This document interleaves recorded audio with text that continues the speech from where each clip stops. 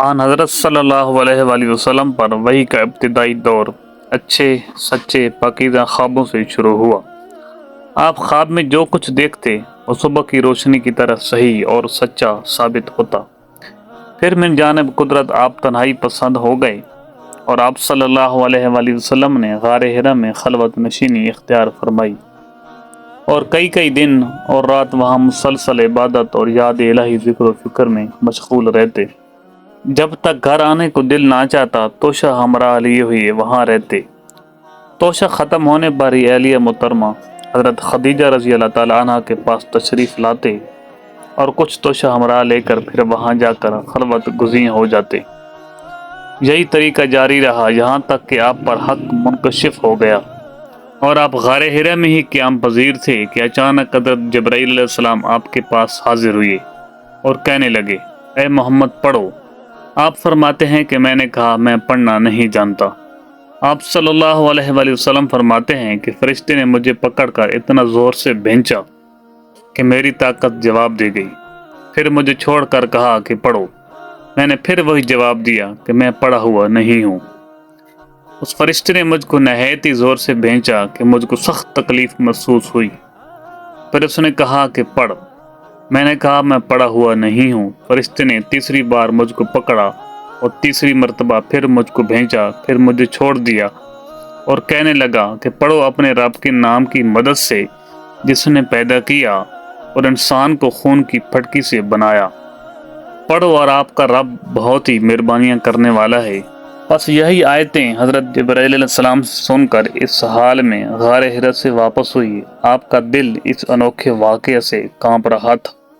آپ حضرت خدیجہ کے ہاں تشریف لائے اور فرمایا مجھے کمبل اڑا دو، مجھے کمبل اڑا دو۔ لوگوں نے آپ کو کمبل اڑا دیا۔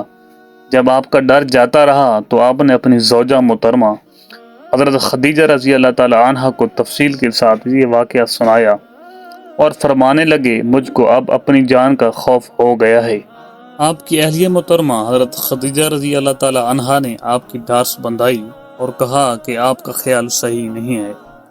خدا کی قسم آپ کو اللہ کبھی رسوا نہیں کرے گا۔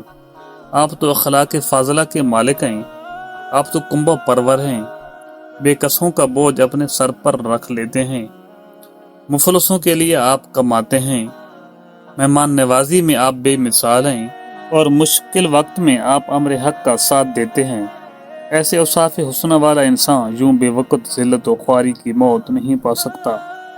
پھر مزید تسلی کے لیے حضرت خدیجہ رضی اللہ تعالی عنہ آپ صلی اللہ علیہ وآلہ وسلم کو ورقہ بن نوفل کے پاس لے گئیں جو ان کے چچا زاد بھائی تھے اور زمانہ جہلیت میں نصرانی مذہب اختیار کر چکے تھے اور عبرانی زبان کے کاتب تھے۔ چنانچہ انجیل کو بھی حسب منشائے خداوندی عبرانی زبان میں لکھا کرتے تھے۔ انجیل سریانی زبان میں نازل ہوئی تھی، پھر اس کا ترجمہ عبرانی زبان میں ہوا، ورقہ اس کو لکھتے تھے۔ وہ بہت بوڑھے ہو گئے تھے، یہاں تک کہ ان کی بینائی بھی رخصت ہو چکی تھی۔ حضرت خدیجہ رضی اللہ تعالی عنہا نے ان کے سامنے آپ کے حالات بیان کیے اور کہا کہ اے چچا زاد بھائی، اپنے بھتیجے محمد صلی اللہ علیہ وآلہ وسلم کی زبانی ذرا ان کی کیفیت سن لیجیے۔ وہ بولے کہ بھتیجے آپ نے جو کچھ دیکھا ہے اس کی تفصیل سناؤ۔ چنانچہ آپ صلی اللہ علیہ وآلہ وسلم نے از اول تا آخر پورا واقعہ سنایا، جسے سن کر ورقہ بے اختیار ہو کر بول اٹھے، یہ تو وہی ناموس ہے جسے اللہ نے حضرت موسیٰ علیہ السلام پر وحی دے کر بھیجا تھا۔ کاش میں آپ کے اس عہد نبوت کی شروع ہونے پر جوان عمر ہوتا، کاش میں اس وقت تک زندہ رہتا جب کہ آپ کی قوم آپ کو اس شہر سے نکال دے گی۔ رسول کریم صلی اللہ علیہ وآلہ وسلم نے یہ سن کر تعجب سے پوچھا کہ کیا وہ لوگ مجھے نکال دیں گے، حالانکہ میں تو ان میں صادق و امین و مقبول ہوں۔ ورقہ بولا ہاں یہ سب کچھ سچ ہے، مگر جو شخص بھی آپ کی طرح امر حق لے کر آیا لوگ اس کے دشمن ہی ہو گئے ہیں۔ اگر مجھے آپ کی نبوت کا وہ زمانہ مل جائے تو میں آپ کی پوری مدد کروں گا۔ مگر ورقہ کچھ دنوں کے بعد انتقال کر گئے، پھر کچھ عرصہ تک وحی کی آمد موقوف رہی۔